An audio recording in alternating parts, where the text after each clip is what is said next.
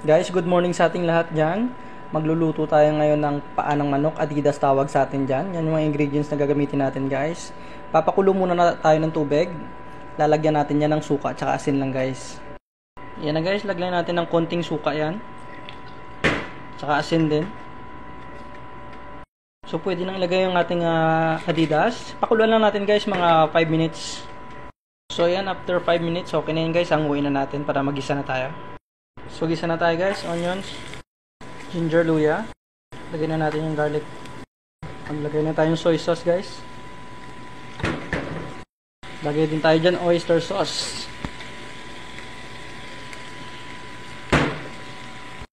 Lagyan pa na honey.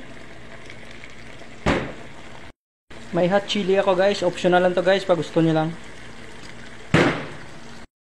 Lagyan ko rin ng paminta. Lagay na natin yung chicken natin, guys. Lagyan na natin ng tubig, guys. Guys, antayin lang natin mag-caramelize. Lagyan natin ng lid. Guys, nagka-caramelize na yan. Lagyan na natin yung red beans natin. So guys, luto na yung ating Korean chicken feet. Plating pa natin. So guys, luto na yung ating Korean chicken feet style. Kaya food trip na tayo, guys. Thank you for watching.